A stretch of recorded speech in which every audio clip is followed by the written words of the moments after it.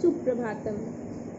पिछले क्लास में हम लोग संधि प्रकरण पढ़ रहे थे और संधि प्रकरण का फिर पहले हम लोगों ने संधि का पढ़ा कि संधि के 3 भेद, स्वर संधि, व्यंजन संधि, विसर्ग संधि। और उसके बाद फिर हम लोग स्वर संधि के भेद पढ़ रहे थे, है ना, कि स्वर संधि के 5 भेद हैं: दीर्घ संधि, गुण संधि, वृद्धि संधि, यण संधि और अयादि संधि। इसमें जैसा कि आपको याद होगा, पिछली बार में हम लोगों ने दीर्घ संधि, गुण संधि और वृद्धि संधि, ये 3 हम लोग पढ़ चुके थे, है ना। दीर्घ संधि, गुण संधि और वृद्धि संधि, ये 3 हम लोग पढ़ चुके थे।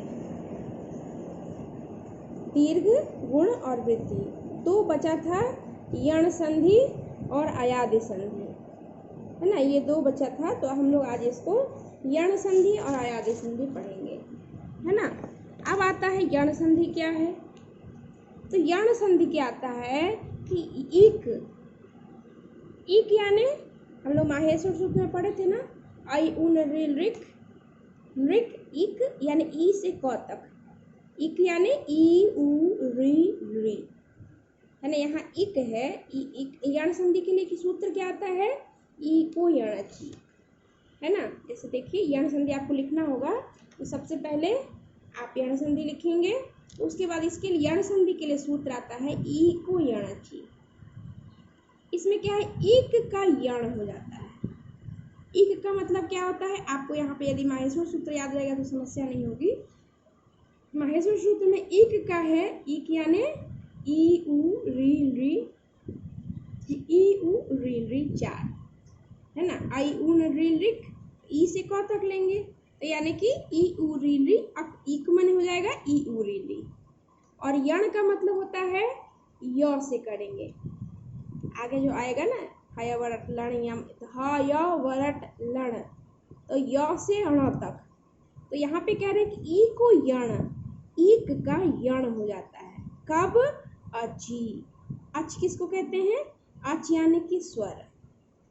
तो अची यानी स्वर के रहने पर, यानी पूरा यण संधि का परिभाषा क्या हो गया कि इक का यण हो जाता है यदि इक के बाद कोई भिन्न स्वर हो। भिन्न स्वर हो यानी इक ना हो, यानी ई, जैसे दीर्घ संधि में हम लोग पढ़े थे ना कि ओ आ के बाद ओ आ आए, यहाँ ई के बाद ई नहीं आए। उसके अलावा जैसे ई के बाद ई के अलावा कुछ भी आए, ऊ के बाद ऊ के अलावा कुछ भी आए, उसी को कहते हैं विजा। सजातीय यानी समान जातीय, तो यहाँ है विजातीय।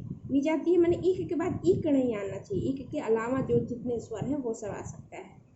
तो इस तरह से क्या हो गया, ई को यणची यानी इक के बाद यदि कोई दूसरा स्वर आता है तो यण हो जाता है ना। अर्थात जैसे देखिए, आप कैसे लिखेंगे, इक अर्थात ई उ री री के बाद यदि कोई भिन्न स्वर हो, यानी भिन्न स्वर आए, तो ई के स्थान में अब यण इसका क्रम बैठा लेंगे इक का, यानी तो यहाँ भी 4 वर्ण है, ई उ री री, और यण में भी 4 आता है, य व र ल। तो ऊपर से नीचे नीचे लिखेंगे, जैसे ई का य हो जाता है, उ का व हो जाता है, री का र हो जाता है और री का ल हो जाता है। आप इसको याद रख सकते हैं, ई का य, उ का व, री का र, री का ल, है ना। तो यही इसमें यही याद रखना है कि इक के बाद यदि कोई स्वर आए, भिन्न स्वर आए, तो यण हो जाता है। यानी ई उ री री के बाद यदि कोई भिन्न स्वर आता है तो ई का य, उ का व, री का र और री का ल हो जाता है। अब ये कैसे है, कैसे हो जाता है, यह आप उदाहरण देखेंगे तो समझ में आएगा। जैसे देखिए, यद्यपि, यदि जोड़ अपि, यद्यपि। और तो यहाँ यदि में क्या है, ई है, ई के बाद क्या आया, ओ आया, तो ई का य हो गया, तो बन गया यद्यपि। वैसे है सु प्लस आगतम। सु में क्या है, सौ प्लस ऊ है, यानी ऊ आया, ऊ के बाद क्या आया, आ, तो ऊ के बाद आ आया, इसलिए ऊ का व हो गया, तो व में आ जुड़ गया, तो बन गया स्वागतम। वैसे पितृ प्लस आदेश, पितृ में री है, री का क्या हो जाएगा, र, और र में आ जुड़ गया, तो बन गया पित्रा, पित्रादेश। वैसे ही री है, री का ल होगा, तो री के बाद आ गया, री का ल हो गया, ल और आ जुड़ गया तो ला और लाकृति ही, है ना। वैसे अति जोड़ाचार ई के बाद आ आया तो य का य हो गया, अत्याचार। अनुजरेषणम ऊ का वह हो जाएगा अन्वेषणम, है ना। तो इस तरह से ये यण संधि है। अब इसके बाद एक संधि और है अयादि संधि। अयादि संधि में आप यदि ये एक शब्द याद रखेंगे तो इसी में पूरा अयादि शब्द संधि निहित है। ये क्या है? एचो यवा यावः, एचो यवा यावः। इसमें है क्या है? एच। एच अर्थात ए ए ओ औ, ए च है ये एच। एच अर्थात ए ए ओ औ, है ना।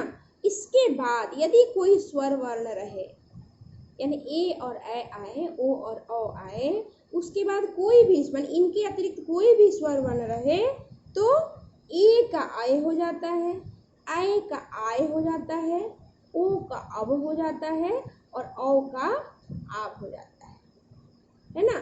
यही यहाँ है। एच के बाद यदि कोई स्वर आए तो एच में ए चार वर्ण है, ए है, है, ओ है, औ है ना। तो पहला जो है उसका आय हो जाएगा, यहाँ अ बचा तो दूसरे का अब हो जाएगा, यहाँ वो आ बचा तीसरे का आय हो जाएगा और फिर यहाँ आ बचा चौथे का आव हो जाएगा। आपको ये याद रखना है कि अयादि संधि में क्या है कि एचो यवा यावः, एच के बाद, एच यानी ए ए ओ औ, इसके बाद यदि कोई स्वर आता है तो ए ए ओ औ है ना, तो ए का आय हो जाएगा, ए का आय अब हो, आय फिर अब और आय और आव। ये आपको चार याद रखना है। क्या क्या होगा? आय, ये याद रखना है, ए का आय होगा, आय का आय होगा, ओ का अब होगा और औ का आव होगा। बस यही चार आपको याद रखना है। जैसे अब उदाहरण देखिए तो ने प्लस अनम, ए का क्या होना था? ए का आय होना है, तो ने एक ए आय हो जाएगा तो क्या हो जाएगा? नए और अनम जुड़ जाएगा तो बनेगा नयनम। वैसे ही भो जुड़ अनम, ओ का अब हो जाएगा तो हो जाएगा भवनम। वैसे ही नई, आय का क्या है? आय का आय हो रहा है तो नई यानी नायकः। और पौ है, औ का क्या था? औ का आव था, यहाँ है ना, औ का आव हो जाएगा तो औ का आव हो गया और आव में औ जुड़ गया तो हो जाएगा पावकः। वैसे ही गोजोरियम गव्यम, नौजोरियम नाव्यम, है ना। तो इस तरह से ये अयादि संधि हो गया। तो स्वर संधि के जो 5 भेद हैं वो आज आपका कंप्लीट हुआ। दीर्घ संधि, गुण संधि, वृद्धि संधि, यण संधि और अयादि संधि। सब में थोड़ा थोड़ा अंतर है, उसको आप एक बार फिर से देख लेंगे, है ना। और उदाहरण तो यहाँ जैसे मैंने 2 4 5 उदाहरण बताया है, आप किसी भी बुक में निकालेंगे कम से कम 10 उदाहरण आप जरूर लिखेंगे। आप अपने से भी कोई नया नया वर्ड सोच सकते हैं, जिसमें मान लीजिए ए ऐसा वर्ड सोचिए जिसमें ए और आय आए, जिसमें इस तरह का हो नयनम, ऐसे आप सोच सकते हैं। जैसे यहाँ है ना भो जोर अनम भवनम, वैसे आप नया वर्ड सोच सकते हैं, जैसे पो जोर अनम पवनम, पवनम हो सकता है ना। तो इसी तरह से आप नया नया वर्ड सोच सकते हैं, जिससे आप कम से कम किसी में भी 10 उदाहरण आपको देना है। ठीक है, तो इस तरह से स्वर संधि आप 5 कर लेंगे। इसके बाद अगले क्लास में हम लोग फिर व्यंजन संधि पे चर्चा करेंगे। ठीक है, धन्यवाद।